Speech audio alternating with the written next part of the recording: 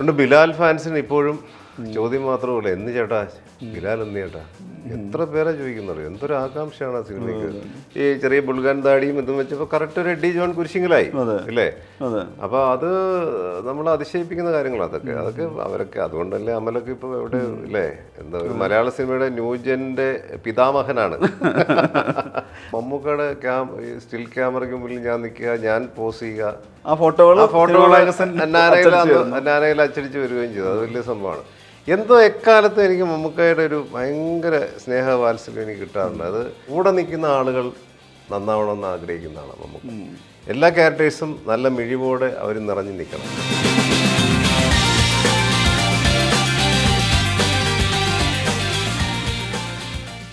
ഈ സർഗത്തിലെയും പെരുന്തച്ഛനിലെയൊക്കെ കഥാപാത്രം കണ്ട് തുടർച്ചയിൽ തന്നെയാണ് തുടർച്ചയായി നിരവധി നായക വേഷം ചെയ്യുമ്പോൾ അതിലൊരു പൊതു സ്വഭാവമായിട്ട് കാണുന്നത്. അത് പലതരം മനുഷ്യരായിരിക്കും പ്രതിനിധീകരിച്ചിട്ടുണ്ടാവുക. എന്നാൽ പോലും ഒരു ആംഗ്രി യങ് മാൻ, ഞാൻ പറഞ്ഞൊരു ഞാൻ നേരത്തെ പറഞ്ഞ പോലെ ഒരു പരുക്കനായ ഒരാളെ ഒരുപാട് ചെയ്തിട്ടുണ്ട്. പോലീസ് ക്യാരക്ടർ അങ്ങനെ ഇപ്പം അഗ്രജൻ എടുത്തു കഴിഞ്ഞാൽ, പഞ്ചലോഹ എടുത്തു കഴിഞ്ഞാൽ, കണ്ണൂർ എടുത്തു കഴിഞ്ഞാൽ ഒരു ആംഗ്രി യങ് മാൻ ഇമേജ് തുടർച്ചയായിട്ട് അത് അങ്ങനെ ഒരു ഇമേജ് വരുന്ന സമയത്ത് okay Manoj K Jayan first ഓപ്ഷനായി വരുന്നൊരു തുടർച്ചയായ സിനിമകൾ ഉണ്ടായിരുന്നില്ലേ? അത് ഹീറോ ക്യാരക്ടർ ചെയ്യുന്ന കാലത്ത് എല്ലാവർക്കും പറ്റുന്ന ഒരു വലിയ അപജയമാണത് എന്നാണ് വിശ്വസിക്കുന്നത്. കാരണം അവരെ കാണാൻ ആ രീതിയിൽ കാണാനാണ് അവരുടെ ഫാൻസ്. ഇപ്പം എനിക്കൊക്കെ അന്ന് എത്ര ഫാൻസ് ഉണ്ടെന്ന് എനിക്കറിയില്ല, എങ്കിൽ പോലും ഉള്ള ഫാൻസ് ആഗ്രഹിക്കുന്നത് ആംഗ്രി യങ് മാനായിട്ടുള്ള ഇമേജിൽ ഉള്ള ഹീറോയിക് ക്യാരക്ടർ ചെയ്യാനാണ് ഇഷ്ടം. അപ്പോൾ ഉറപ്പായിട്ടും റൈറ്റേഴ്സ് ആ രീതിയിലേക്ക് എനിക്ക് വേണ്ടി കഥ എഴുതും, സംവിധായകർ അത് ചൂസ് ചെയ്യുന്നു, അല്ലെങ്കിൽ ഒരു പ്രൊഡ്യൂസർ അതിന് പണം മുടക്കാൻ റെഡിയാവുന്നു. അങ്ങനെ സംഭവിക്കുന്ന സിനിമകൾ ഇതൊക്കെ. പക്ഷേ നമ്മൾ അതിൽ നിന്ന് മാറി ഒരു 2001 കഴിഞ്ഞപ്പോൾ ഞാൻ വില്ലൻ വേഷങ്ങളിലേക്ക് ചെയ്യാൻ തീരുമാനിക്കുകയും അതിൽ നിന്ന് മാറി ക്യാരക്ടർ വേഷങ്ങളിലേക്കും ഇങ്ങനെ പലതരത്തിൽ സഞ്ചരിച്ചുകൊണ്ട് ഞാൻ ഇന്നും നിൽക്കുന്നു എന്നുള്ള എൻ്റെ വിശ്വാസം. അത് വലിയൊരു അങ്ങനെ ഒരു തീരുമാനം എന്നെടുത്ത് വലിയൊരു ഭാഗ്യമായിട്ട് ഞാൻ കാണുകയാണ്. കാരണം അല്ലെ ഞാൻ ഇനി ഹീറോയെ ചെയ്യുള്ളൂ എന്ന് കരുതിയിട്ട് നിന്നാൽ അവിടെ വീട്ടിലിരിക്കാൻ ഓപ്ഷൻ കുറവാണ്. ഒരേ തരം റോളുകളിലേക്ക് നമ്മൾ പ്രതിഷ്ഠിക്കപ്പെടുമ്പോൾ നമ്മുടെ ലൈഫ് അതോടെ തീരും. നമ്മളിപ്പോൾ ഇവിടെ പല ഹീറോസിനെ ആലോചിച്ചാൽ മതി, അവരിൽ നിന്ന് കാണാൻ ആഗ്രഹിക്കുന്ന ചില കാര്യങ്ങളുണ്ട്. അതല്ലാതിരുന്ന് കഴിഞ്ഞാൽ ഫാൻസ് ചിലപ്പോൾ അവർക്ക് ഇഷ്ടപ്പെട്ടാൽ നമ്മളെ സർപ്രൈസ് ചെയ്ത് സെബാസ്റ്റ്യൻ വരുന്നു, ദിഗംബരൻ വരുന്നു. അതായത് ഞാൻ പറഞ്ഞത് ഒരുപക്ഷെ ഒരു ഹീറോയിലൂടെ മാത്രം പോകുന്നതാണെങ്കിൽ പോലും ഇത്രയും ഓപ്ഷൻസ് വരാൻ സാധ്യതയില്ല. മമ്മൂക്ക തന്നെ ഏതൊരു ഫാൻസിന്റെ ഒരു മീറ്റിംഗിൽ പണ്ട് യൂട്യൂബിൽ ഞാൻ പണ്ട് കണ്ട പുള്ളിവനെല്ലാം തുറന്നടിക്കല്ലോ, പുള്ളിക്കൊന്നും വിഷയമില്ല. ഒരു മീറ്റിംഗാണ്, കാലിക്കട്ട് എവിടെ നടക്കുന്ന മീറ്റിംഗ്, അതിനകത്ത് കിടപ്പുണ്ട്. ഫാൻസിന് എന്തോ അഭിപ്രായങ്ങളൊക്കെ പറഞ്ഞു. നിന്റെ ഇഷ്ടത്തിന് പടം ചെയ്യാനിരിക്കല്ലേ, എൻ്റെ ഇഷ്ടത്തിന് ഞാൻ പടം ചെയ്യും, അത് കാണാൻ സൗകര്യം ഉണ്ടെങ്കിൽ കണ്ടാൽ മതി എന്ന് പറയുന്ന ഒരു മമ്മൂട്ടിയെ.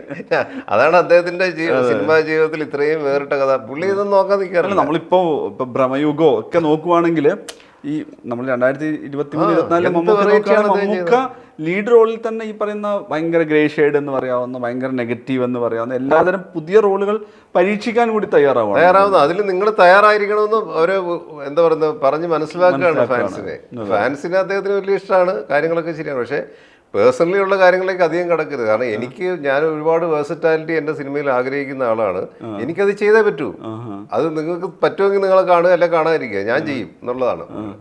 അപ്പൊ അങ്ങനെ ഒരു തീരുമാനം എടുക്കുന്ന ഹീറോസ് വളരെ കുറവാണ്. നമുക്ക് പോലെ അത്തരം, അതുകൊണ്ടല്ലേ ഇപ്പോഴും എന്തെല്ലാം വെറൈറ്റി ഇപ്പൊ പറഞ്ഞ പോലെ ഭീഷ്മപർവായാലും ഭ്രമയുഗമായാലും അല്ലേ, പുഴു, മറ്റേ ഈ പടം കാതൽ, എത്ര വെറൈറ്റിയാണ് ചെയ്തുകൊണ്ടിരിക്കുന്നത്. മനോജ് കെ ജി എന്ന് പറയുന്ന സമയത്ത് നമ്മൾ ഈ നേരത്തെ പറഞ്ഞ പോലെ മമ്മൂക്ക അതിലൊരു കോമൺ ഫാക്ടറായിട്ട് എപ്പോഴും വരാറുണ്ടല്ലോ. ഇപ്പം നിങ്ങൾക്കിടയിലൊരു ബന്ധം ശരിക്കും ഈ മമ്മൂക്കയെ ആദ്യമായിട്ട് കണ്ടത് എപ്പോഴാണ്? ഞാനത് ചോദിക്കാൻ കാരണം എന്ന് വെച്ച് കഴിഞ്ഞാൽ എപ്പോഴും മനോജേട്ടൻ്റെ ഒരു എല്ലാതരം, അതായത് ഒരു അമ്മയുടെ മീറ്റിംഗ് ആണെങ്കിലും എവിടെയാണെങ്കിലും മമ്മൂക്കയും മനോജ് കെ ജിയും ഒന്നിച്ച് നിൽക്കുന്ന ഒരു ഫോട്ടോ എന്ന് പറയുന്നത് നമ്മളൊരു മാഗസിനിൽ കാണുന്നത് പോലെയാണ്. അതായത് ചിലപ്പോൾ അത്രയും ക്ലോസ് ആയിട്ടുള്ള രണ്ടുപേരുടെ ഇത് കാണാൻ. അത് അറിയാതെ വിട്ടെന്ന് ഞാൻ പലപ്പോഴും എവിടെയെങ്കിലും മാറിപ്പോയിരിക്കുമായിരിക്കും. അമ്മ മീറ്റിങ്ങിനൊക്കെ മമ്മൂക്ക വന്ന് ഇരുന്ന് കഴിഞ്ഞാൽ സിദ്ദിഖ് ആരെങ്കിലുമൊക്കെ അടുത്തുണ്ടാവും.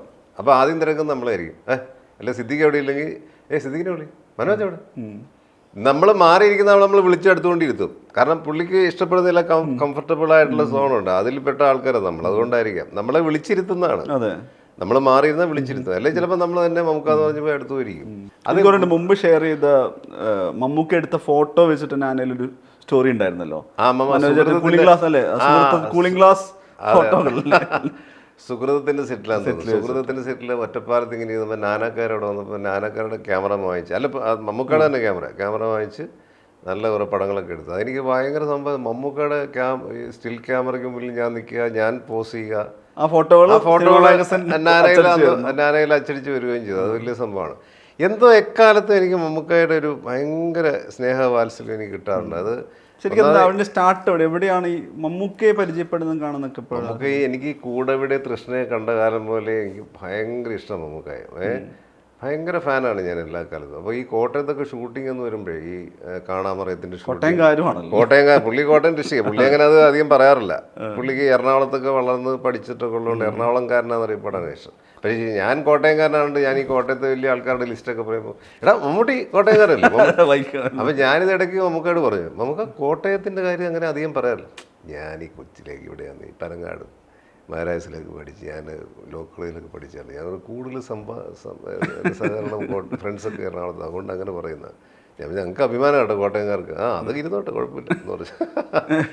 അപ്പോൾ അങ്ങനെ നമുക്ക് എപ്പോഴും പറയാറുണ്ട്. പിന്നെ ഈ പറഞ്ഞ ഷൂട്ടിംഗ് കാണാനൊക്കെ ഞാൻ കോട്ടയത്ത് പോകും. കോട്ടയത്ത് മിക്കവാറും ഒന്ന് ഈ ഷൂട്ടിങ്ങിൻ്റെ പെരളയാണ്, ഒരു ഫെസ്റ്റിവലാണ്, എല്ലാവരും അവിടെയാണല്ലോ. അപ്പോൾ കോട്ടയം എടാ മമ്മൂട്ടി രുക്മയുടെ ഷൂട്ടിങ്ങിന് നമ്മുടെ വീടിൻ്റെ അടുത്ത് വന്നിട്ടുണ്ട്. കാരണം അവിടെ പോകും, രാത്രി പോയി ഇങ്ങനെ നോക്കി മമ്മൂട്ടിയുടെ അഭിനയം. കാണാമറയത്തിന് അവിടെ കോട്ടയം ടൗണിൽ ഏത് സ്ഥലത്തുണ്ടെന്നാണ്, അങ്ങനെ അവിടെ പോകും. അങ്ങനെ മമ്മൂട്ടി ഫാനാണ്, പണ്ട് മുതലേ വലിയ ഫാനാണ്. സിനിമയിൽ വന്നപ്പോൾ തളപതിയിലാണ് ആദ്യം ചെയ്യുന്നത്. പക്ഷെ അതിന് മുമ്പ് എന്നെ പരിചയപ്പെട്ടില്ല, ഞാൻ പരിചയപ്പെട്ടത് ഈ മാമലകൾക്കപ്പുറത്ത് നിന്നൊരു സിനിമ ഉണ്ട്.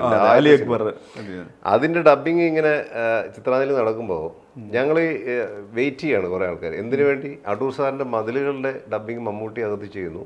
പുള്ളി ഇറങ്ങിപ്പോകുന്ന ഗ്യാപ്പിൽ വേണം ഞങ്ങൾക്ക് കയറാം. ഞങ്ങൾ ഈ വളരെ ലോ ബഡ്ജറ്റ് പട ആൾക്കാരായതുകൊണ്ട് നമുക്ക് വലിയ പ്രാധാന്യം ഇല്ല അവിടെ. അപ്പോൾ അവിടെ വന്ന് ഇടയ്ക്കിടയ്ക്ക് പുള്ളി ഒന്ന് സിഗരറ്റ് വലിക്കാനോ വീഡിയോ വലിക്കാനോ എന്തോന്ന് അവിടെ വന്നിരിക്കും. അപ്പോൾ ഞങ്ങളൊരു ഗ്രൂപ്പ് ഇങ്ങനെ അവിടെ നിൽപ്പുണ്ട് വെയിറ്റ് ചെയ്ത്. കാരണം പുള്ളി പോയിട്ടാണ് ഞങ്ങൾക്ക് കയറാം. അപ്പോൾ ഇങ്ങനെ എന്താ പുള്ളി എന്നെ ഞങ്ങളുടെ ഗ്രൂപ്പിൽ ആരെ പുള്ളി നോക്കുന്നുണ്ട്. ഏയ് നിങ്ങൾ അപ്പം ഞാൻ എന്നെയാണോ? എടാ നിന്നെയാന്ന് തോന്നുന്നു എന്നൊക്കെ ഭയങ്കര സമ്പലം. നമുക്ക് വിളിച്ച് പരിചയപ്പെടുകയല്ലേ, അങ്ങോട്ട് പരിചയപ്പെടാൻ പേടിയായിട്ട് മാറി നിൽക്കുക. അപ്പം ഞാൻ അടുത്ത് ഇങ്ങനെ ചെന്ന്, സാർ എന്നെയാണ് വിളിച്ചത്. അതെ നിങ്ങളെ കുമ്പളകൾ സീരിയൽ വന്ന ആളല്ലേ? കുമ്പളകൾ കണ്ടിരിക്കുന്നു. അപ്പോൾ ഇതൊക്കെ ഭയങ്കര സംഭവമാണ്. എല്ലാ തരം സംഭവങ്ങളും വിഷ്വൽസും കാണുമെന്നുള്ളതാണ്. അപ്പോൾ ഞാൻ പറഞ്ഞു അതെ സാർ, അത് നന്നായിരുന്നു കേട്ടോ, അത് കൊള്ളാം, കീപ് ഇറ്റ് അപ്പ്. എന്താ പേര്? ഞാൻ പറഞ്ഞു മനോജ് കെ ജയൻ. സാർ എൻ്റെ അച്ഛനെ പറഞ്ഞാൽ അറിയാമായിരിക്കും. ആരാ? ഞാൻ ജയ വിജയന്മാരെന്ന് സംഗീതജ്ഞനില്ലേ? അറിയാം അതിൽ ജയൻ്റെ മകനാണ്. ഓ അത് ശരി, അപ്പോൾ ഒരു കലാപാരമ്പര്യമുണ്ട്, കൊള്ളാം നടക്കട്ടെ കാര്യങ്ങൾ എന്ന് പറഞ്ഞ് ഭയങ്കര അന്ന് എന്നെ വിളിച്ച് പരിചയപ്പെട്ടു. അതായിരുന്നു നമുക്ക് ആദ്യം കണ്ട നിമിഷം. പിന്നെ ഞങ്ങൾ തളപതിയിൽ ആദ്യമായിട്ട് ഒന്നിച്ച് അഭിനയിച്ചു. തമിഴിലാണ്, മലയാളത്തിൽ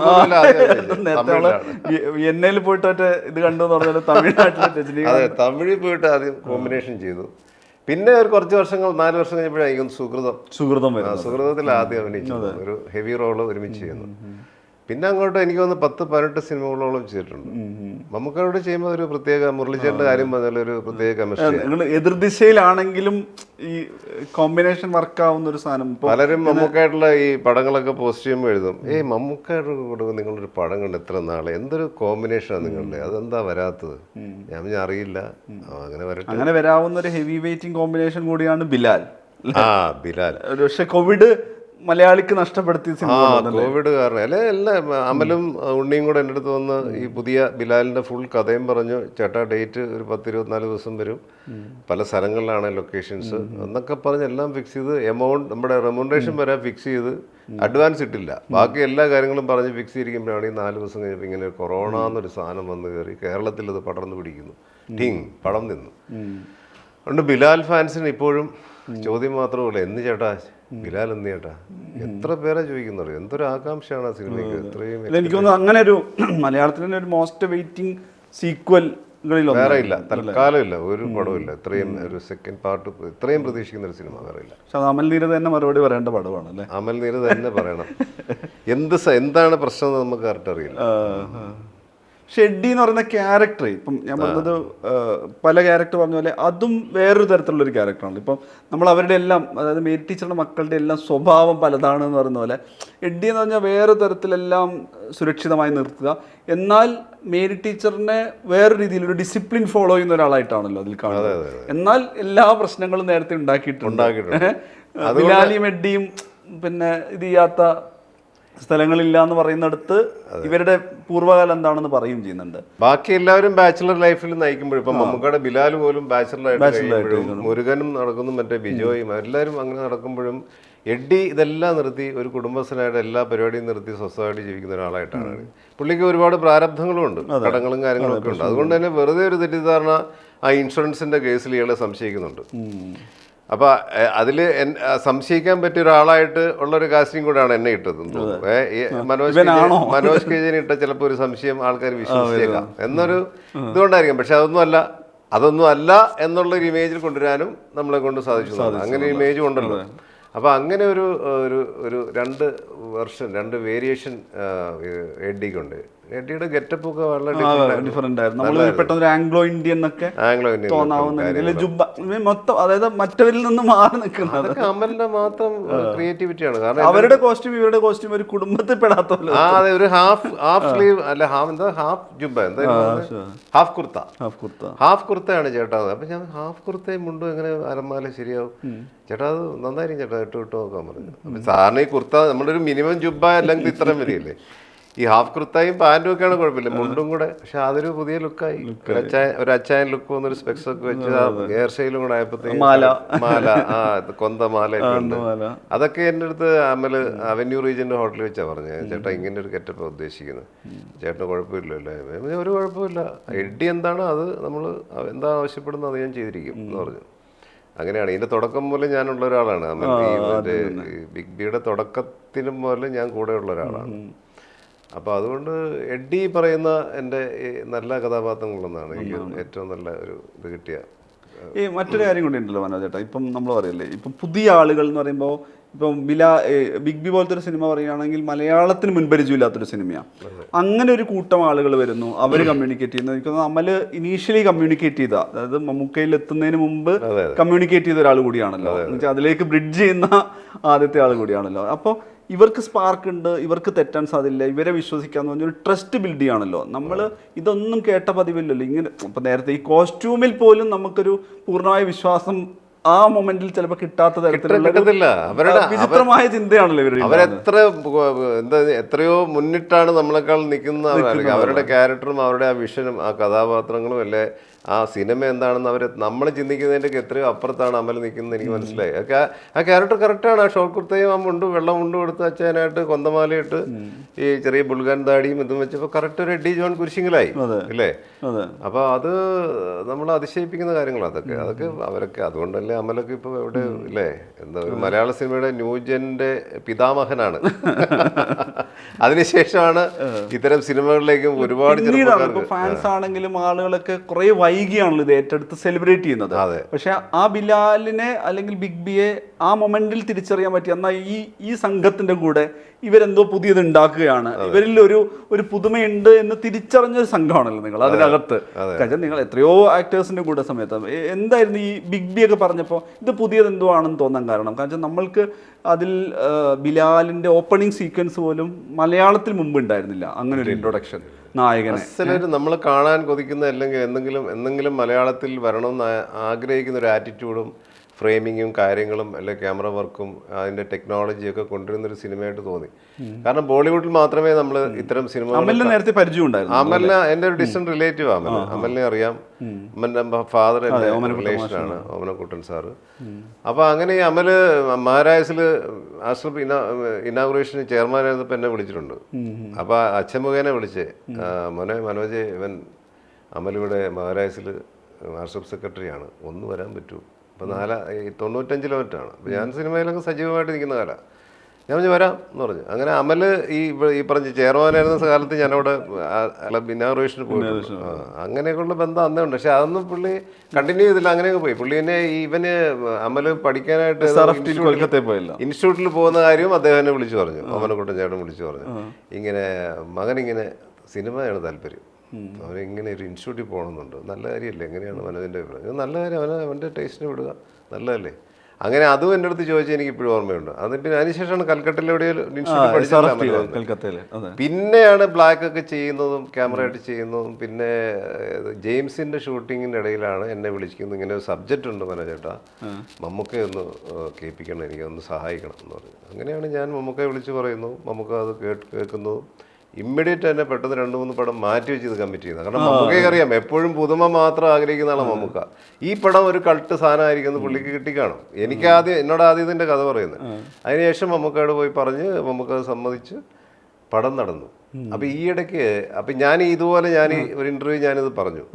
അപ്പൊ ഈ ഇന്റർവ്യൂ ചെയ്ത ആള് മമ്മൂക്ക അതിനുശേഷം കണ്ടപ്പോൾ ചോദിച്ചു, ഇങ്ങനെ ബിലാൽ അല്ല ബിഗ് ബി മമ്മൂക്കയുടെ മനോജ് കെ ജയനാണ് ഇങ്ങനെ ആദ്യം വിളിച്ചു പറഞ്ഞു. അപ്പോൾ നമുക്ക് ഒന്ന് തപ്പിയിട്ട് അല്ല അത് അമല എനിക്കറിയാമല്ലോ, അമല എൻ്റെ അടുത്തൊന്ന് പറഞ്ഞാന്നൊക്കെ പറഞ്ഞു. അപ്പോൾ അതിൻ്റെ താരം 100 കമൻസ്, എടാ മനോജ് കെ ജയൻ്റെ പണി തീർന്നു, മമ്മൂക്ക അത് ഡിനൈ ചെയ്തു, അങ്ങനെയല്ല എന്ന് പറഞ്ഞത്. അപ്പം ഞാൻ അതിനുശേഷം മമ്മൂക്ക ഏതൊരു വേദിയിൽ വെച്ച് കണ്ടു. ഞാൻ എന്ത് പരിപാടി കാണിച്ചു, എന്ത് ഞാൻ എൻ്റെ ബിഗ് ബിയുടെ കാര്യം ആരോ ചോദിച്ചു മമ്മൂക്ക വന്നില്ല, അത് ഞാനല്ല പറഞ്ഞത്.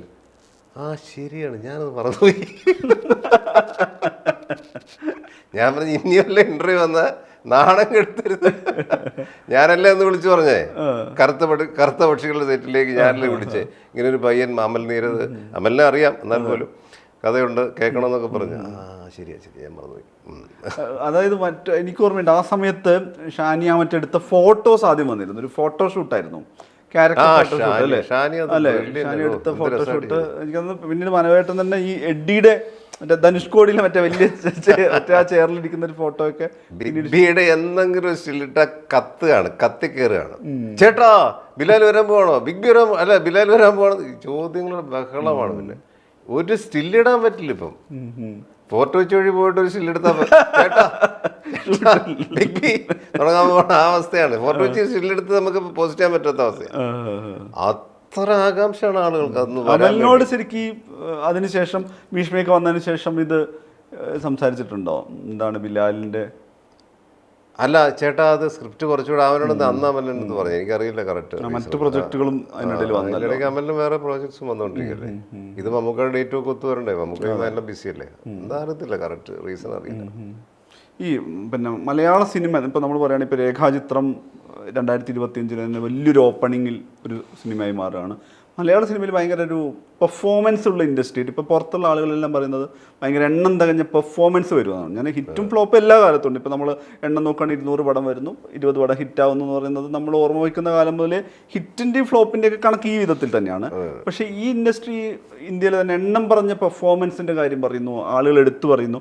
നേരത്തെ ഹീറോ ഹീറോയിൻ എന്നുള്ള മാത്രം കണക്ക് പറയുന്ന എത്തുന്ന ഇൻഡിവിജ്വൽ പെർഫോമൻസ് എടുത്തു പറയുന്നു, മറ്റു ലാംഗ്വേജിൽ ഒക്കെ പറയുന്നുണ്ടല്ലോ. നേരത്തെക്കാളും അത് ചർച്ചയാവുന്നതായിട്ട് ഇപ്പോൾ ഭയങ്കര ചർച്ചയിൽ. എനിക്ക് ഇപ്പോൾ ഞാനത് കൂടുതൽ അനുഭവിച്ച ദുൽഖർ സൽമാനായിട്ട് സല്യൂട്ട് ചെയ്തപ്പോഴാണ്, പാൻ ഇന്ത്യൻ ഇമേജ് ഉള്ള ഒരു ആർട്ടിസ്റ്റിനോടൊക്കെ ചെയ്തപ്പോഴാണ് അത് മനസ്സിലായത്. അവർക്കുള്ള ഒരു സ്വീകാര്യത, അവരുടെ പടങ്ങൾ അവിടെയും ഈ പറയുന്ന ക്രിട്ടിക്കുകളെ എടുത്തിട്ടത് ഏതെല്ലാം ലാംഗ്വേജിലാണ്, തെലുങ്കും മറ്റേത് മനോജ് കെ ജയൻ നാമദേശീയ എന്നൊക്കെ പറയുന്നത്.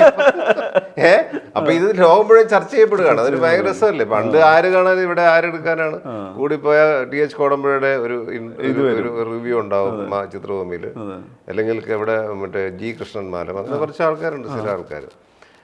മനീഷ അന്ന് ആ മാഗസിനിൽ ഇന്ത്യ വിഷൻ ബോക്സ് ഓഫീസിൽ, അപ്പൊ അങ്ങനെ കുറച്ച് ആൾക്കാരൊക്കെ അന്ന് എഴുതാറില്ല. ഇപ്പൊ അത് മാറിയിട്ട് പാൻ ഇന്ത്യൻ ലെവലിലാണ് ഇതിന്റെ റിവ്യൂസ് വന്നുകൊണ്ടിരിക്കുന്നത്, അത് ഏതെല്ലാം ലാംഗ്വേജിൽ. അപ്പൊ അതിൻ്റെ ഒരു സ്വീകാര്യത ഭാരതം മുഴുവൻ അങ്ങ് ഇവിടെ അല്ല, ഇംഗ്ലീഷുകാരും ചില ട്രെയിലർ ടീച്ചറൊക്കെ വരുമ്പോൾ ചില ഇംഗ്ലീഷ് റിയാക്ഷൻ വരുന്നുണ്ട്. അവരൊക്കെ ഇരുന്നിട്ട് പറയുന്നതൊക്കെ ഭയങ്കര.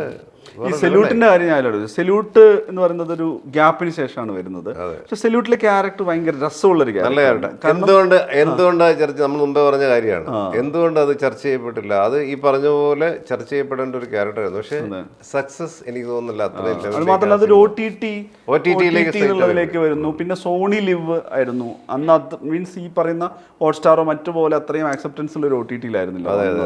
പക്ഷെ നമ്മൾ ത്രൂ ഔട്ട് ജേർണി നോക്കുവാണെങ്കിൽ രണ്ടുപേരുടെയും യാത്രയാണ്. ദുൽഖറിന്റെ കഥാപാത്രത്തിനൊപ്പം തന്നെ ഈ ബ്രദറിനെ ഇത് ചെയ്യുന്നത്. പിന്നെ ആ വിവാഹം ക്ഷണിക്കുന്ന സീക്വൻസ് ഒക്കെ ആയി ബന്ധപ്പെട്ട് ഇദ്ദേഹത്തിന് ഈ ഇമോഷൻസ് അത്രയുണ്ട്. എന്നാൽ പുള്ളിയുടെ റൂട്ടിലേക്ക് ഇയാൾ വരാത്തിടത്തോളം അത് കൺവിൻസിങ് അല്ല എന്ന് പറയുന്നത്. ഒരു ഓഫീസറുടെയും സഹോദരൻ്റെയും തമ്മിലുള്ളൊരു കോൺഫ്ലിക്റ്റ് ഭയങ്കര ആ കോൺഫ്ലിക്റ്റ് നന്നായിട്ടത് റോഷൻ കൊണ്ടുവന്നിട്ടുണ്ട്. എനിക്ക് റോഷൻ എന്ന് പറഞ്ഞാൽ റോഷൻ അസിസ്റ്റന്റ് ആയിരിക്കുമ്പോഴേ എനിക്കറിയാം. അപ്പോൾ റോഷന് സ്വർഗം ഇവിടം സ്വർഗമാണെന്ന് സിനിമയിൽ എന്നെ ആദ്യം വിളിച്ചിരുന്നു. അന്ന് എനിക്കത് തമിഴ് പടത്തിൻ്റെ ക്ലാഷ് ഒക്കെ എനിക്ക് ചെയ്യാൻ പറ്റിയില്ല.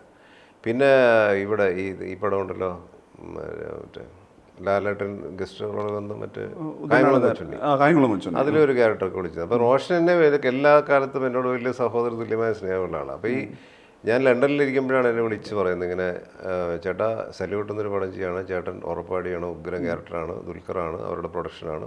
ഞാൻ ഉറപ്പായിട്ടും ഞാൻ അതിന് വേണ്ടി വരാമെന്ന് പറഞ്ഞ് അങ്ങനെ വന്ന് ചെയ്തതാണ് സല്യൂട്ട്. ഈ പറഞ്ഞ പോലെ എനിക്ക് വലിയ പ്രതീക്ഷയായിരുന്നു ആ സിനിമ.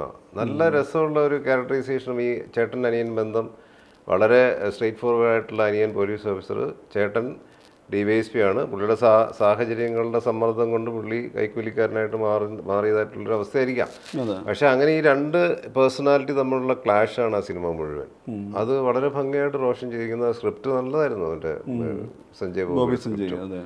അപ്പോൾ അങ്ങനെയൊക്കെ ഈ പറഞ്ഞ ആദ്യം നമ്മൾ പറഞ്ഞ വിഷയമാണ് ഇതിന് കാരണം. അവിടെ അത് സക്സസിൻ്റെ ഒരു വിഷയം മാത്രം വന്നു. നമ്മുടെ പെർഫോമൻസ് അവിടെ എന്ത് ചെയ്തിട്ടും കാര്യമില്ല. ഞാൻ അതിൻ്റെ അകത്ത് വേറൊരു ഗെറ്റപ്പല്ലേ, സല്യൂട്ടിൽ ഞാൻ 55-58 വയസ്സുള്ള ഒരാളുടെ ഗെറ്റപ്പായിരുന്നു, വേറെ ടൈപ്പ് ഹെയർ സ്റ്റൈലും കാര്യങ്ങളൊക്കെ ആയിട്ട് ഞാൻ അതിലും ചെയ്തതാണ്. അപ്പോൾ അങ്ങനെ നല്ല വളരെ ശ്രദ്ധിക്കപ്പെടുന്ന ക്യാരക്ടറാണെങ്കിൽ അതിനുവേണ്ടി ഗെറ്റപ്പിലൊന്നും എന്ത് കോംപ്രമൈസ് ചെയ്യാനും ഞാൻ റെഡിയാണ്. ഏതോ 1-2 റിവ്യൂവർമാർ അങ്ങനെ പറയുന്നത് കേട്ടോ, അങ്ങനെ വിഗ് എടുത്തു അല്ലെങ്കിൽ വിഗ് എടുക്കുന്നില്ല, അങ്ങനെ അതിലൊന്നും കാര്യമില്ല. നമുക്ക് കാര്യമായിട്ട് എന്തെങ്കിലും ചെയ്യാനുണ്ടെങ്കിൽ ഉറപ്പായിട്ടും അതിന് എന്ത് തരം മുടി തന്നെ മൊത്തം അങ്ങോട്ട് ഓഫർ ചെയ്ത് മുട്ടയടിച്ചാണല്ലേ ഏത് കാലത്ത്. അല്ലെങ്കിൽ അൽഫോൻസിന്റെ നേരത്തിൽ ഞാൻ മീശ എടുത്ത് ഡയറക്ടറോട് പറഞ്ഞു, ആക്ടറിനെ സംബന്ധിച്ചോളം അത് വേറെ രീതിയിൽ ബാധിക്കാലോ. ഒരു മുടി മുഴുവനായിട്ട് എടുത്തു കഴിഞ്ഞാൽ ആ സമയത്ത് ഒരുപക്ഷെ ഫാൻഡത്തിന്റെ തുടർച്ചയായിട്ട് ഒരു സിനിമ പ്ലാൻ ചെയ്ത് കഴിഞ്ഞാൽ കുറെ ഗ്യാപ്പിലല്ലേ ചെയ്യാൻ പോലും പറ്റുമായിരുന്നു. അപ്പോൾ അതിലൊന്നും കാര്യമില്ല. നമുക്ക് കാര്യമായിട്ട് എന്തെങ്കിലും ചെയ്യാനുണ്ടെങ്കിൽ അതിനുവേണ്ടി ചെയ്യും. വെറുതെ ഒരു ഫാൻസി ഡ്രസ്സ് പോലെ എല്ലാ പടങ്ങളിലും ഓരോ ഗെറ്റപ്പ് ചെയ്യാനൊന്നും എനിക്ക് താല്പര്യമില്ല. കാരണം അതുകൊണ്ട് കാര്യമില്ല, നമുക്ക് അത് കേൾക്കുമ്പോഴേ അറിയാം. അതുകൊണ്ട് അത് നമ്മൾ അതിൻ്റെ കൂടെ അവരാഗ്രഹിക്കുന്ന രീതിയിൽ അവരും ആവശ്യപ്പെടുന്നില്ല. ഇപ്പം ജോഫിന് ആദ്യമേ എൻ്റെ അടുത്ത് പറഞ്ഞു, മനോജേട്ടാ ഒരു ഗെറ്റപ്പ് നമുക്ക് ഒരു പുതുതായിട്ട് പിടിക്കണം. അത് പിടിക്കാം, നമുക്ക് അതിനുള്ള സൗകര്യങ്ങൾ. ആദ്യ പ്ലാനിൽ ഈ മോഡൽ ഗെറ്റപ്പ് ഉണ്ടായിരുന്നോ? ആദ്യമേ പറഞ്ഞ ഇങ്ങനെ തന്നെയാണ്, ഇങ്ങനെ ഒരു സോൾട്ട് ആൻഡ് പെപ്പർ താടി ഉണ്ടാവണം, പിന്നെ അയാള് ഈ പറഞ്ഞ കുറച്ച് സ്റ്റൈലിഷാണ്. അത് ഈ പറഞ്ഞ വാക്ക് പറഞ്ഞല്ലോ, പുള്ളി ആള് ഭയങ്കര റിച്ചാണ്, ഇച്ചിരി സ്റ്റൈലിഷാണ്. പുള്ളിയുടെ കോസ്റ്റ്യൂംസിലും കാര്യങ്ങളും ആറ്റിറ്റ്യൂഡിലും ഒക്കെ ആ ഒരു സംഭവം ഉണ്ട്. അപ്പൊ അതുകൊണ്ട് നമുക്ക് അങ്ങനെ ഒരു അത്ര ആക്സസിബിൾ ആയിട്ടുള്ള ആളല്ലല്ലോ ആളുകൾക്ക്. അയാളെ വീട്ടിനകത്തല്ലാതെ എവിടെയും അങ്ങനെ പോകാറില്ല. അപ്പൊ അയാൾ വന്ന് ഇറങ്ങുന്ന തന്നെ ആലീസ് മാൾ എന്ന് പറയുന്ന നമ്മുടെ ഇവിടുത്തെ ഏറ്റവും വലിയ ഫോറം മാളിന്റെ മുമ്പിൽ വന്ന് ഇറങ്ങി സ്വന്തമായിട്ട് കാണിക്കുകയാണ്. കൂളിംഗ് ഗ്ലാസ് വെച്ച് റേഞ്ച് റോവർ മറ്റേ എന്താ പറയുക വോഗിൽ വന്നിറങ്ങി പോകുന്നതാണ്. ആക്സസബിൾ അല്ല പുള്ളി. അപ്പോൾ അങ്ങനെയൊക്കെയുള്ള ഈ സംഭവങ്ങൾ സംവിധായകർ പറയുമ്പോൾ തന്നെ നമുക്കത് കിട്ടും. അപ്പോൾ അതിനുവേണ്ടി നമ്മൾ എന്തിനും റെഡിയാണ്, എന്നൊരു വിഷയമേ ഇല്ല, കിട്ടണം. 2024 ദളപതി റിലീസ് ചെയ്തു. ഇപ്പോൾ സ്വാഭാവികമല്ലേ ഒരുപാട് പേര് ചിലപ്പോഴൊക്കെ ഓരോ ആളുകളുടെ ഏജിനനുസരിച്ച് അവർ കണ്ട സിനിമ തിയേറ്ററിൽ കണ്ടിട്ടുണ്ടാവും, OTT കണ്ടിട്ടുണ്ടാവും. പക്ഷെ എന്നാൽ പോലും ദളപതി പോലത്തെ ഒരു സിനിമയൊക്കെ ഭയങ്കര മെമ്മറി സെറ്റ് ചെയ്തിട്ടുള്ളൊരു സംഗതിയാണല്ലോ. അങ്ങനെ ഒരു ഈ റിലീസ് എന്ന് പറയുന്നത് ശരിക്ക് വേറെ തരത്തിൽ പുതിയൊരു പ്രേക്ഷകരെ ഉണ്ടാക്കുന്നില്ലേ? ഇപ്പം ദളപതി റിലീസ് ചെയ്തിട്ടുണ്ട്, വല്യേട്ടൻ ഇതിനിടയ്ക്ക് ഞാൻ ചെയ്ത വേറൊരു ക്ലാസിക് ഫിലിം, തമിഴിൽ ഞാൻ ഒരു ക്ലാസിക് 1-2 ക്ലാസിക് ഫിലിം ചെയ്തില്ല. ഒന്നാണ് ശൃംഗാരം. അതിന് ആ വർഷത്തെ 4 നാഷണൽ അവാർഡ് ഉണ്ടായിരുന്നു. അതൊന്നും ആർക്കും അറിയില്ല. മധുവമ്പാട്ടിന് സിനിമാറ്റോഗ്രാഫിക്ക്, സരോജ് ഖാൻ ആയിരുന്നു അതിൻ്റെ കൊറിയോഗ്രാഫി, അവർക്കുണ്ടായിരുന്നു നാഷണൽ അവാർഡ്. പിന്നെ തോട്ടാ തരണി ആർട്ട് ഡയറക്ടർ ഉണ്ടായിരുന്നു. മ്യൂസിക് എത്രയാ അന്ന് അദ്ദേഹം പറഞ്ഞത്, 100 പടം എനിക്ക് വന്നിട്ടുണ്ട്, 100 പടവും ഞാൻ റെഫ്യൂസ് ചെയ്തു. 101ാമത്തെ പടമാണ് ലാൽഗുഡി ജി ജയറാമൻ, ലെജൻഡ്. പുള്ളിയാണത് ഇത് മ്യൂസിക് ചെയ്തത്. അപ്പോൾ ഈ 4 പേർക്ക് നാഷണൽ അവാർഡ് ഉണ്ടായിരുന്ന ഒരു ക്ലാസിക് ഫിലിമുണ്ട്. അതിൽ ഞാൻ സെൻട്രൽ ക്യാരക്ടറായിരുന്നു. അന്ന് ഈ അതിഥി ഹൈദരി എന്ന് പറയുന്ന ഇപ്പോഴത്തെ ബോളിവുഡിലെ വലിയ സ്റ്റാറില്ല, അദ്ദേഹമായിരുന്നു അതിൻ്റെ എൻ്റെ വൈഫായിട്ടൊക്കെ അഭിനയിച്ചത്. അന്ന് ഫസ്റ്റ് ഫിലിമാണ്. അതിനുശേഷം പ്രജാപതിയിൽ അതിഥി വന്നു. ഇപ്പോൾ വലിയ സ്റ്റാറാണ് അവർ. അങ്ങനെ ആ സിനിമ അടക്കമുള്ള സിനിമകൾ തമിഴിൽ കുറേ ചെയ്തിട്ടുണ്ട്. ഞാൻ പറഞ്ഞു വന്ന് ഈ ശൃംഗാരം റിലീസ് ചെയ്തു. ഇതിൻ്റെ ഇടയ്ക്ക് കൂടെ ഞാൻ എൻ്റെ പോസ്റ്റ് ഇട്ടായിരുന്നു ഫേസ്ബുക്കിൽ. ഡയറക്ടർ വിളിച്ച് പറഞ്ഞു, മനോഹരമായിട്ട് ഒരു പോസ്റ്റ് ഇടണം, ഇങ്ങനെ റിലീസാണ്. അപ്പോൾ അതൊക്കെ വരുന്നുണ്ട്. അപ്പോൾ അങ്ങനെ ഈ തളപതി വന്നപ്പോഴും ഞാൻ ഒരു പഴയ മനോഹറിനെ വീണ്ടും എനിക്കൊന്നും പോയി കാണാൻ പറ്റിയില്ല. പക്ഷെ എല്ലാവരും അങ്ങനെ കാണുമ്പോൾ ഒരു ഭയങ്കര ഫ്രഷ്നസ്സാണ്. പുതിയ രീതിയിലേക്ക് തന്നെ ഇല്ല, ഏറ്റവും ലേറ്റസ്റ്റ് രീതിയിലേക്ക് തന്നെ സ്ക്രീനിൽ അത് കാണുമ്പോൾ ഭയങ്കര സന്തോഷം. പുതിയ പ്രേക്ഷകരാണല്ലോ, അവരാദ്യമായിട്ട് കാണുകയാണല്ലോ. അതെ അതെ. ഈ ജൻ കാണാത്ത ഒരുപാട് സിനിമകളുണ്ട്. അവർക്ക് വീണ്ടും അവർക്ക് ഇഷ്ടമുള്ള ഫ്രെയിമിലൂടെ അത് കാണാൻ സാധിക്കും. ഫാൻഡം പോലും വേണമെങ്കിൽ അങ്ങനെ റിലീസ് ചെയ്യാം. അങ്ങനെ സിനിമ ഒരുപാടുണ്ട്. വലിയേട്ടൻ വന്നിരുന്നു. പാവനാഴി ഞാൻ പോസ്റ്റർ കണ്ടു. പാവനാഴി നല്ല രസമുണ്ട്. ആ പോസ്റ്ററിൽ പോലും പ്രശ്നസാ അല്ലേ?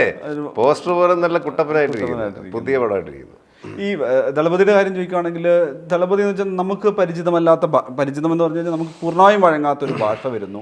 എന്നാൽ അവിടുത്തെ ഏറ്റവും പ്രധാനപ്പെട്ട ഒരു സൂപ്പർ സ്റ്റാർ ആണ്. റോള് നോക്കിക്കഴിഞ്ഞാൽ ഭയങ്കര പ്രോമിനൻറ്റ് റോളായിട്ടാണ് വരുന്നത്. നമ്മളങ്ങനെ ആ ഒരു ഓർഡർ നോക്കിക്കഴിഞ്ഞാൽ മമ്മൂക്ക, രജനീകാന്ത്, മമ്മൂക്ക എന്ന് പറഞ്ഞാൽ ആ പാനലിൽ തന്നെയുള്ള വളരെ പ്രധാനപ്പെട്ട റോൾ കൂടിയാണല്ലോ. ദളപതി അങ്ങനെ ഒരു ഭയാശങ്കകളൊന്നും ഇല്ലാത്ത വളരെ ഈസി പടമായിട്ടായിരുന്നു. മണിരത്നം എന്ന് പറഞ്ഞ ലെജൻഡാണ് ഫിലിം മേക്കറായിട്ടുണ്ടായിരുന്നത്. ഈ സന്തോഷേട്ടൻ എന്നെ വിളിച്ചു പറഞ്ഞു. ഞാനിപ്പം സാമഗാനം എന്നൊരു സീരിയൽ TV സീരിയൽ മോനിഷയായിട്ട് ചെയ്തുകൊണ്ടിരിക്കുകയാണ്. അപ്പോൾ അവിടെ എന്നെ സന്തോഷേട്ടൻ മദ്രാസിൽ നിന്ന് വിളിച്ച് പറയുന്നു, മനോജ് ഒരു ഭയങ്കര ഗ്ലാഡ് ന്യൂസ് ഉണ്ട്. നമ്മുടെ പെരുന്തച്ഛൻ്റെ കുറച്ച് റീൽസ് മണി കണ്ടെന്നു. പുള്ളിയെ മണി എന്നാണ് വിളിക്കുന്നത്. മണിയോ? ഞാൻ മണിരത്നം കണ്ടിരുന്നു. അപ്പോൾ അതിൻ്റെ അകത്ത് നിങ്ങളുടെ കുറച്ച് ഷോർട്സ് വന്നു, നിങ്ങളെ ഇഷ്ടപ്പെട്ടു. അടുത്ത പടം തളപതിയാണ്, അതിലേക്ക് ഒരു റോളിന് വേണ്ടി നിങ്ങളെ അവർക്ക് വേണമെന്ന് പറയുന്നുണ്ട്. എത്രയും പെട്ടെന്ന് മദ്രാസിൽ വരുന്നുണ്ടെങ്കിൽ ഒന്ന് കണ്ടേക്കൂ എന്ന് പറയും. അങ്ങനെ ഞാൻ നിന്ന് ഇപ്പോൾ സീരിയൽ കഴിഞ്ഞാൽ ഇമ്മീഡിയറ്റ് അതിൻ്റെ ഇടയ്ക്ക് കൂടെ മദ്രാസിലേക്ക് പോയി നേരെ GV ഫിലിംസിൽ ചെല്ലുന്നു. അവിടെ പോയി വെയിറ്റ് ചെയ്യുന്നു.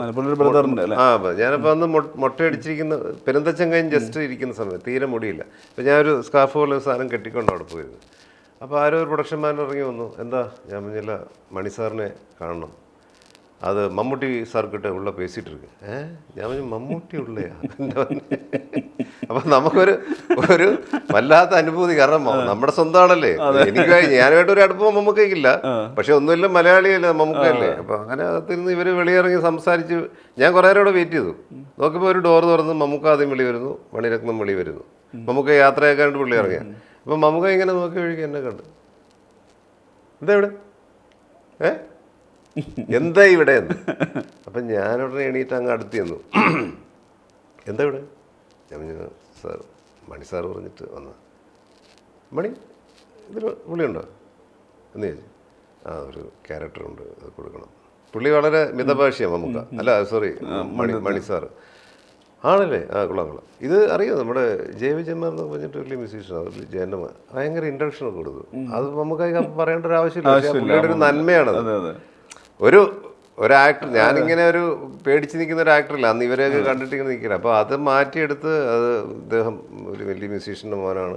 അപ്പോൾ ഈ മണിസാറിനൊക്കെ എൻ്റെ അച്ഛനെയൊക്കെ അറിയാം, തമിഴ്നാട്ടിലൊക്കെ അവരൊന്ന് ഭയങ്കര ഫേമസ് ആണ്. അങ്ങനെ അത് പറഞ്ഞിട്ട് നമുക്ക് അങ്ങ് പോയി. അതിനുശേഷം ഞാൻ അവിടെ റൂമിൽ കയറിയിരുന്നു. ഞാനിങ്ങനെ ഇരിക്കും, എന്താ സാർ ഇങ്ങനെ വിളിച്ചു എന്ന് പറഞ്ഞു. ഒരു ക്യാരക്ടർക്ക് நீங்கள் பண்ண நல்லா இருக்கும்னு நினச்சேன், சந்தோஷ் கிட்ட சொன்னேன். ഞാൻ ഓക്കെ സാർ, സന്തോഷം. സാറ് ഏതോ സ്ക്രീൻ ടെസ്റ്റ് എന്ന മാതിരി ഏതോ വേണമാ? അത് തേവില്ല, അല്ല പെരുന്തച്ഛൻ പാത്തില്ലേ, നോ പ്രോബ്ലം. അവിടെ സാധനം വീണു. പെരുന്തച്ഛൻ ഞാൻ കണ്ടല്ലോ, എനിക്കത് മതിയെന്ന്. അതായിരിക്കാം ഇപ്പം മനീഷ് പറഞ്ഞ ആ ഭയവിഹുലതയൊന്നും എനിക്കില്ലാതെ പോയത്. കാരണം അദ്ദേഹത്തിന് മനസ്സിൽ എന്നെ കുറിച്ചൊരു ധാരണ കിട്ടി. അപ്പം പറഞ്ഞ കാര്യങ്ങൾ നമ്മൾ എക്കാലത്തും ഡയറക്ടേഴ്സ് ആക്ടറാണ്, പറഞ്ഞ പോലെ ചെയ്യുക എന്നുള്ളതാണ്. അങ്ങനെ ചെയ്തു, അത്രേ ഉള്ളൂ. മുമ്പിൽ രജനീകാന്ത് നിന്നിപ്പോൾ ഒന്ന് പറഞ്ഞു, അത് ഞാൻ പല ഇൻ്റർവ്യൂലൊക്കെ പറഞ്ഞിട്ടുള്ള സംഗതിയാണ്. മലയാളത്തിലേക്ക് നമ്മൾ വരുവാണെങ്കിൽ ഇപ്പം നേരത്തെ പറഞ്ഞൊരു രീതിയിലാണോ മുന്നോട്ട് പോകുന്നത്? കാരണം എന്ന് വെച്ച് കഴിഞ്ഞാൽ ഒരു ഏത് തരം റോളുകൾ, പക്ഷെ നമ്മളെ ഏതെങ്കിലും തരത്തിലൊന്ന് സ്ട്രൈക്ക് ചെയ്യണം എന്നുള്ള സംഗതി. ഇപ്പം വക്കച്ചൻ കൂടി വരുന്ന സമയത്ത് അങ്ങനെയാണല്ലോ ക്യാരക്ടർ ചെയ്യുന്നത്. ചിലപ്പോൾ രണ്ട് തരം പ്രശ്നങ്ങളുണ്ടല്ലോ സിനിമയിൽ. ചിലപ്പോൾ നമ്മളുടെ ഒരു സിനിമയുടെ വലിയ സക്സസ് ആയ റോൾ ചെയ്യുമ്പം ആ മീറ്ററിൽ ആ മോഡലിലുള്ള റോളായിരിക്കും കൂടുതൽ വരിക. ദിഗംബരം വരുമ്പോൾ നമുക്കൊരു ദിഗംബരനെ പോലെ അടുത്തത് വേണം എന്ന് ആഗ്രഹിക്കുന്നുണ്ടാവും. ഇപ്പോൾ മറ്റേ ഫാൻഡം ബൈലിലെ സെബാസ്റ്റ്യൻ ആണെങ്കിൽ എന്നാൽ സെബാസ്റ്റ്യൻ പോലെ അതേ മോഡൽ എന്ന് പറയുന്ന ആ അച്ചിലേക്ക് കൂടുതൽ ക്യാരക്ടർ വരാൻ സാധ്യതയുണ്ടല്ലോ പൊതുവെ എല്ലാ കാലത്തും. എന്താണ് മനോജേട്ടൻ എപ്പോഴും ഒരു ക്യാരക്ടർ സെലക്ട് ചെയ്യുമ്പോൾ? വക്കച്ചൻ പോലൊരു ക്യാരക്ടർ ഇപ്പോൾ അടുത്ത് വന്നാൽ ഞാൻ ചെയ്യത്തില്ല ചേട്ടാ. അതേപോലൊരു ഗെറ്റപ്പ് വേണം, അതേപോലെ ഏകദേശം അതേപോലെ ഒരു കുർത്തായിട്ട് അല്ലെ പോഷ് ഒരു ക്യാരക്ടർ എന്ന് പറഞ്ഞാൽ ഞാൻ ചിലപ്പോൾ ചെയ്തെന്ന് വരത്തില്ല. എനിക്കങ്ങനെ സിനിമ ഞാൻ ചെയ്യാൻ ആഗ്രഹിക്കുന്നില്ല ഒരു കാലത്തും. ഇപ്പം ദിഗംബരം പോലൊരു ക്യാരക്ടർ വീണ്ടും പലത് വന്നതാണ് ആ സമയത്ത്. ഞാൻ ചെയ്തില്ലല്ലോ. അതിന് ചിലപ്പോൾ നമ്മൾ പറയുന്ന പൈസയൊക്കെ മേടിക്കാം, പക്ഷെ അത് ചെയ്തിട്ടില്ല. അങ്ങനെ ഒരു കാലത്തും താല്പര്യമില്ല. അതാണ് ഏറ്റവും പുതിയ ഉദാഹരണം പറഞ്ഞു. ഇതുപോലത്തെ ഒരു ക്യാരക്ടർ വക്കച്ചൻ പോലെ ഒന്ന് ചേട്ടാ ചെയ്യണമെന്ന് പറഞ്ഞാൽ നടക്കില്ല, ചെയ്യില്ല. ഞാൻ ഭാഗ്യത്തിന് ഇപ്പം ചെയ്തിരിക്കുന്ന പടം എല്ലാം ഡിഫറെൻ്റ് ആണ്. ഈ വരാൻ പോകുന്ന ലവ്ലിയിലെ ക്യാരക്ടറാണ് ദിലീഷ് നായർ സംവിധാനം ചെയ്ത നമ്മുടെ ആഷിഖ് കപൂറാണ് എൻ്റെ ക്യാമറ ഇരിക്കുന്നത്. അത് പക്ഷേ ഇതിനു മുമ്പൊക്കെ ചെയ്താണ്, ചെയ്താണ് 3Dയിൽ വരാൻ പോകുന്നത്. 3Dയിലാണ് വരാൻ പോകുന്നത്. ലവ്ലി നമ്മുടെ മാത്യു തോമസ് ആണ് ഹീറോ. അതിനകത്തൊരു മജിസ്ട്രേറ്റ് ക്യാരക്ടറാണ് ഞാൻ. അതിൻ്റെ അതും വേറൊരു ഗെറ്റപ്പാണ് കൊടുത്തിരിക്കുന്നത്, പക്ഷേ ഇതുമായിട്ടൊന്നും യാതൊരു ബന്ധമില്ല, വേറൊരു ഗെറ്റപ്പാണ്. പ്രത്യേക രസമുള്ള ക്യാരക്ടറാണ്, അത് വരുന്നുണ്ട്. പിന്നെ ധീരൻ എന്ന് പറഞ്ഞിട്ട് നമ്മുടെ ദേവദത്ത് ഷാജി ഭീഷ്മപർവ്വത്തിന്റെ റൈറ്റർ, നമ്മുടെ ജയ ഹേ ഒക്കെ പ്രൊഡ്യൂസ് ചെയ്ത ഗണേഷും ലക്ഷ്മിയും അവരൊക്കെയാണ്. അതിൽ നല്ല ക്യാരക്ടറാണ്. ഇതുമായിട്ടൊന്നും ഒരു ബന്ധമില്ല, വക്കച്ചനുമായിട്ട് ബന്ധമില്ല. അതൊക്കെ ഏപ്രിൽ മെയ് ഒക്കെ ആയിട്ട് ഈ സിനിമകളൊക്കെ വരാറുണ്ട്. പിന്നെ UK എന്നൊരു പടം, യുണൈറ്റഡ് കിങ്ഡം ഓഫ് കേരള എന്ന് പറഞ്ഞൊരു പടം വരുന്നു. UK ഒക്കെ നമ്മുടെ രഞ്ജിത്ത് സജീവ് എന്ന് വെച്ചിട്ട് ഗോളത്തിലെ അവരുടെ ഓൺ പ്രൊഡക്ഷൻ, അയാളാണ് ഹീറോ. അപ്പൊ അത് നമ്മുടെ അരുൺ വൈഗ സംവിധാനം. അൽഫോൻസ് വളരെ കാര്യമായിട്ട് അതിൽ അസോസിയേറ്റ് ചെയ്തു. പുള്ളി ഭയങ്കര, അരുൺ പറഞ്ഞു ഭയങ്കര സ്നേഹമായിരുന്നു ഈ സിനിമയോട്. ഇല്ല, അഭിനയിച്ചിട്ടില്ല. ഞാൻ അതിൻ്റെ അകത്തൊരു ഗസ്റ്റ് റോളാണ്, പക്ഷേ നല്ല രസമുള്ള ക്യാരക്ടർ. അപ്പോൾ അങ്ങനെ ഈ പറഞ്ഞ ഈ സപ്പോർട്ടിങ് ക്യാരക്ടർ അല്ലെങ്കിൽ മറ്റുള്ള ആ ഒരു വിഭാഗത്തിലേക്ക് മാറുമ്പോൾ നമുക്ക് ഈ പറഞ്ഞ ആ സ്ഥിരം സ്ഥാനത്തിലേക്ക് പിടിച്ചു പോകേണ്ട ആവശ്യമില്ല. ഇപ്പൊ പ്രയോഗത്തിൽ സപ്പോർട്ടിംഗ് എന്നുള്ളതില്ല, എല്ലാവരും ആക്ടേഴ്സ് ക്യാരക്ടർ ഇപ്പൊ അങ്ങനെ ഒരൊറ്റ സ്വഭാവമായിട്ട് മാറിയല്ലോ. അത് ചിലപ്പോൾ ഒരു ഈ അവാർഡിന്റെ തസ്തിക തന്നെ ഇടക്കാലത്ത് മാറ്റിയത് തന്നെ വലിയ കാര്യം. സെക്കൻഡ് ബെസ്റ്റ് ആക്ടർ എന്ന് പറയുന്ന പിന്നെ ഭേദം അത് തന്നെ ഇപ്പോഴും ഉള്ളത് അല്ലേ. പണ്ടൊക്കെ ഞാനൊക്കെ ആദ്യം മേടിക്കുന്ന സപ്പോർട്ടിംഗ് ക്യാരക്ടർ അവാർഡായിരുന്നു, സപ്പോർട്ടിങ്. അതൊക്കെ മാറി സെക്കൻഡ് ബെസ്റ്റ് ആക്ടർ, സ്വഭാവ നടൻ. അത് നല്ലൊരു കാറ്റഗറി തന്നെയാണ്. ഇപ്പം അങ്ങനെയായിട്ടുണ്ട്. ഈ പറഞ്ഞത് ശരിയാണ്, വളരെ അങ്ങനെ ഒരു കാറ്റഗറിയിലേക്ക് ആരും കാണുന്നില്ല. എല്ലാവരും അവരുടെ റോളുകൾ പെർഫോം ചെയ്തു എന്ന് മാത്രമാണ്. ആ പെർഫോം ചെയ്യുന്നതിനെ കുറിച്ച് റിവ്യൂവേഴ്സ് എല്ലാം എടുത്തു പറയുന്നുണ്ട്, ഓരോരുത്തരെയും അക്കമിട്ട് അവർ പറയുന്നുണ്ട്. അങ്ങനെ ഒരു അവസ്ഥയുണ്ട്. പണ്ട് അതല്ല, ഹീറോസിനെ മാത്രം പറയാ, ഹീറോയിനെ മാക്സിമം പറഞ്ഞ് നിർത്തുക, അത്രേ ഉള്ളൂ. മറ്റുള്ളവരൊക്കെ ഇഗ്നോർ ചെയ്യും. ഇപ്പം അതല്ല, എല്ലാവരെയും എടുത്തെടുത്ത് സംസാരിക്കുക എന്നുള്ളതാണ്. ഈ രേഖാചിത്രത്തിൽ നമ്മൾ വേറെ പറയുകയാണെങ്കിൽ ഒരു നായകൻ വില്ലൻ സ്ഥിരം പരിവേഷം അല്ലെങ്കിൽ സ്ഥിരം ടെംപ്ലേറ്റിന് പുറത്ത് നായകന് അല്ലെങ്കിൽ ഈ പറയുന്ന വിവേക് എന്ന് പറയുന്ന ഇൻവെസ്റ്റിഗേഷൻ ഓഫീസർക്ക് ഒരു തരത്തിലും ഒന്ന് കുത്തിന് പിടിച്ചോ അല്ലെങ്കിൽ കയ്യാമം വെച്ചോ കൊണ്ടുപോകാവുന്നത്ര പോലും അരികെ നിൽക്കുന്ന ഒരാളല്ല. അത്രയും ഉയർച്ചയിൽ നിൽക്കുന്ന, സമൂഹത്തിൽ ഏറ്റവും മേൽത്തട്ടിൽ നിൽക്കുന്ന അതിധനികനായിട്ടുള്ള ഒരാളായിട്ടാണല്ലോ പ്രസന്റ് ചെയ്യുന്നത്. നോർമലി ഈ പറയുന്ന നായകൻ വില്ലൻ ഇവരുടെ ഒരു എൻകൗണ്ടർ സീനെങ്കിലും വരുമല്ലോ, ഒരു പഞ്ചഡയലോഗ് അങ്ങോട്ടും ഇങ്ങോട്ടും അടിക്കുന്ന ആ രീതിയിൽ കൂടി വ്യത്യസ്തമായിരുന്നില്ലേ ഈ വക്കച്ചൻ എന്ന ആലീസ് വിൻസെന്റ്? അതൊരു വളരെ റിയലിസ്റ്റിക് ആയിട്ടുള്ള ഒരു അപ്രോച്ചാണ് റൈറ്ററുടെ. കാരണം നമ്മുടെ സമൂഹത്തിൽ ഇങ്ങനെ ഇത്രയും വലിയ പൊസിഷനിൽ നിൽക്കുന്ന ഒരാളെ പോയിട്ട്, ഒരു CI പോലത്തെ ആളൊക്കെ പോയിട്ട് കുത്തിന് പിടിക്കുക, അല്ലെങ്കിൽ ഇടയ്ക്കെങ്കിലും ഒരു അടി കൊടുക്കാൻ ശ്രമിക്കുക, അല്ലെങ്കിൽ ആളെ വിട്ടടിപ്പിക്കുക, ഇതൊന്നും നടക്കുന്ന ഏരിയയിലെന്ന് വളരെ കൃത്യമായിട്ട് ആ സ്ക്രിപ്റ്റിലുണ്ട്. ഒരു നോർമൽ സിനിമയാണെങ്കിൽ വക്കച്ചനെ എവിടെയെങ്കിലും ഇട്ട് ആരെങ്കിലുമൊക്കെ പൂശിയനെ, പോകുന്ന വഴിക്ക് വണ്ടിയുടെ കാറ്റെങ്കിലും അഴിച്ചു വിട്ടു, അതൊന്നും നടക്കില്ല. അപ്പോൾ അതൊക്കെ റിയലിസ്റ്റിക് ആയിട്ടൊരു സമീപനമാണ് അവർ ആ സ്ക്രിപ്റ്റിൽ നടത്തിയിരിക്കുന്നത്. ഞാനും ആലോചിച്ചു, എടാ ഇത്രയും ക്രൂരകൃത്യം ഇയാൾ ചെയ്തിട്ട് ഒരിക്കൽ പോലും അയാൾക്കൊരു അടിയോ ഒരു വിഷയങ്ങളും ഉണ്ടായിട്ടില്ല. അവസാനം പോലും വളരെ മര്യാദയ്ക്ക് എൻ്റെ വീട്ടിൽ വന്ന് come with us mister Vincent, come with us എന്നും പറയും, വളരെ മാന്യമായിട്ട് പറയും. ഇയാളും വളരെ മാന്യമായിട്ട് ഇറങ്ങിപ്പോവുകയും വളരെ എന്നാ പറയുന്നത്, പോലീസുകാരുടെ അകമ്പടിയോട് രാജകീയമായിട്ടാണ് പുള്ളി പോയി വണ്ടി കയറി പോകുന്നത്. കാരണം അത് ഈ പറഞ്ഞ പോലെ അത്രയും നടക്കുള്ളൂ, ഇവിടെ നാട്ടു നടപ്പതല്ലേ, അങ്ങനെയൊന്നും പോയി റീച്ച് ചെയ്യാൻ പറ്റുന്ന, അല്ലെങ്കിൽ അങ്ങനെ ഒരു ആക്സസ് ഉള്ള ക്യാരക്ടറൈസേഷൻ അല്ല വിൻസെന്റ്. ചിലപ്പോൾ അതിന്റെ നെക്സ്റ്റ് ഡേ അയാൾ ചിലപ്പോൾ ജാമ്യത്തിൽ ഇറങ്ങുകയും ചെയ്യും, ഇല്ലേ? ഇവിടെ നടക്കുന്ന രീതിയല്ലേ, അത്രേ ഉള്ളൂ. അവിടേക്ക് നമ്മൾ പോകുന്നില്ല. പാട്ട് വരുവാണെങ്കിൽ അറിയിനി ഇറങ്ങി അകത്ത് പോയാൽ ഞാൻ ഉണ്ടാവത്തില്ല. ഈ മനോജ് KG എന്ന് പറയുമ്പോൾ ഞാൻ പറഞ്ഞു, ഈ ഒരു പാട്ടിൻ്റെ സംഗീതത്തിൻ്റെ പാരമ്പര്യം തുടർച്ച, അല്ലെങ്കിൽ ജയൻ സാറിനോട് ചേർന്ന് എപ്പോഴും പറയുന്ന പേരുകളിലൂടെയാണ്. സിനിമയുടെ കാര്യത്തിൽ എപ്പോഴും അനുഗ്രഹീതമായൊരു സംഗതി എന്ന് വെച്ച് കഴിഞ്ഞാൽ, മലയാളത്തിൽ എണ്ണം പറഞ്ഞ നമ്മളൊരു ക്ലാസിക്കൽ ശ്രേണിയിൽ വരുന്ന ഒരുപാട് പാട്ടുകൾ. നമ്മളിപ്പോൾ കണ്ണൂർ നടന്ന സിനിമ ഒരു പൊളിറ്റിക്കൽ സ്റ്റോറി ആയിട്ട് പോലും അതിൽ മനോഹരമായൊരു പാട്ട് അതിൻ്റെ കൂടെയുണ്ട്. ഇപ്പോൾ മറ്റേ ഇതിൽ കുടുംബസമേതത്തിൽ, അങ്ങനെ ഓരോ സിനിമ നോക്കിക്കഴിഞ്ഞാലും എണ്ണം പറയാവുന്ന, എടുത്തു പറയാവുന്ന ഒരുപാട് പാട്ടുകൾ അത് ഏറ്റവും ഗംഭീര കോമ്പിനേഷൻ്റെ കൂടെ ഉണ്ടായിട്ടുണ്ടല്ലോ. അതൊരു തമാശയായിട്ട് ഇവിടെ പറഞ്ഞിട്ടുണ്ട്. കുട്ടൻ തമ്പുരാന് കിട്ടാതെ പോയ പാട്ടുകൾ അത്രയും മറ്റിപ്പുറത്ത് വിനീതിൻ്റെ കഥാപാത്രത്തിന് കിട്ടിയതെന്ന്. പക്ഷേ സിനിമയുടെ മുഴുവൻ ഇതിൽ നോക്കിക്കഴിഞ്ഞാൽ ഇപ്പോൾ തിരനുരയും നമ്മുടെ ഇതിലെ ദിഗംബരൻ്റെ അങ്ങനെ ഒരുപാട് പാട്ടുകൾ കിട്ടുന്നു, അല്ലെങ്കിൽ ആ പാട്ടിന് പെർഫോം ചെയ്യാൻ പറ്റുന്നു എന്നുള്ളത്. ഇപ്പം നമ്മൾ ചമയം പറയുവാണെങ്കിലും ആ പാട്ടിൽ നിന്നാണല്ലോ ആ താളത്തിലേക്ക്. ഈ 6 മിനിറ്റ് പാട്ടിൻ്റെ എൻഡിൽ അതിൻ്റെ ഒരു ക്ലോഷറോ ക്ലൈമാക്സോ പോലെയാണല്ലോ ആ സ്റ്റെപ്പും ഡാൻസും ഉണ്ടാകുന്നത്. അതൊരു ഭയങ്കര അനുഗ്രഹീതമായ സംഗതിയായിട്ടുള്ളത്. അതെന്ന് വെച്ചാൽ ഒന്നാമത് സംഗീത കുടുംബം, പാട്ട് ഭയങ്കര ഇഷ്ടമാണ്, ചെറുതായിട്ടൊക്കെ പാടും. എനിക്ക് അന്ന് ഞാൻ ഈയിടയ്ക്ക് MT സാറിൻ്റെ മരണം നടന്ന ദിവസം ഏതോ ചാനലിൽ നിന്ന് വിളിച്ചപ്പോൾ ഞാൻ പറഞ്ഞു 88 മുതൽ 90 വരെയുള്ള ഒരു കാലഘട്ടത്തിൽ എന്നിലെ നടൻ ആഗ്രഹിച്ച ഒറ്റ കാര്യം നല്ല പാട്ടുകളിലൊക്കെ അഭിനയിക്കുക, ഒരു പൈങ്കിളി നായകൻ, ഒരു റൊമാൻറ്റിക് ഹീറോ. അതാണ് എൻ്റെ മനസ്സിലുള്ള സങ്കല്പം. എന്നെ മുഴുവൻ മാറ്റിമറിച്ച് പെരുന്തച്ചനിൽ പോയി പെട്ട് ഞാൻ ഒരു ക്ലാസിക് സിനിമയിൽ വന്നു, ഒരു ക്ലാസിക് ഇമേജുള്ള ആക്ടറായി. പിന്നെ വേറെ അതിനെ തുടർന്ന് വേറെ അധികം പടങ്ങൾ ഉടനെ ഒന്നും വന്നില്ലെങ്കിൽ പോലും 5 6 പടം കഴിഞ്ഞപ്പോൾ സർഗം വന്നു. അപ്പം വീണ്ടും വീണ്ടും വീണ്ടും അങ്ങനത്തെ വഴിത്തിരിവിലേക്ക് എന്നെ മാറ്റി വിട്ടു. ഞാൻ ആഗ്രഹിച്ചതൊന്നുമല്ല, നല്ല പാട്ടുകൾ അഭിനയിക്കുക, നല്ല ഹെയർ സ്റ്റൈലും ഒക്കെ ആയിട്ട് നല്ലൊരു പൈങ്കിളി ചിരിയൊക്കെ ചിരിച്ച് പാട്ട് പാടി അഭിനയിച്ച് പോകുന്ന ഒരു റൊമാൻറ്റിക് ഹീറോ, അത്രേ ഉള്ളൂ. അപ്പോൾ അത് എവിടെയോ എൻ്റെ ഉള്ളിനുള്ളിൽ കടന്നുകൊണ്ടായിരിക്കാം, അല്ലെങ്കിൽ എൻ്റെ അച്ഛൻ്റെയും കൊച്ചച്ഛൻ്റെയൊക്കെ അനുഗ്രഹമായതുകൊണ്ടായിരിക്കാം നല്ല പാട്ടുകളിൽ എനിക്ക് ഒരുപാട് വരാൻ സാധിച്ചു എന്നുള്ളതാണ്. അത് കുടുംബസമേതം മുതൽ, അല്ലെങ്കിൽ സ്നേഹസാരത്തിലാണ് ആദ്യം മറ്റേ പീലിക്കണ്ണെഴുതി എന്നുള്ള പാട്ട്, അതിനുശേഷം എത്രയോ നല്ല പാട്ടുകളിൽ അഭിനയിക്കാൻ സാധിച്ചു. അതെല്ലാം ഒരു പാട്ട് 100 പാട്ടിൻ്റെ ഗുണം ചെയ്യുന്ന പാട്ടുകളാണ്. സലിൽദയുടെ കാതിൽ തേൻമഴ എന്നുള്ളൊരു ഒറ്റ പാട്ട് മതി, ഒരു 100 പാട്ടിൻ്റെ ഗുണം ചെയ്യും. അപ്പോൾ അതൊക്കെ എവർ ലാസ്റ്റിംഗ് ആയിട്ടുള്ള ഭയങ്കര ക്ലാസിക് സോങ്സ് ആണ്.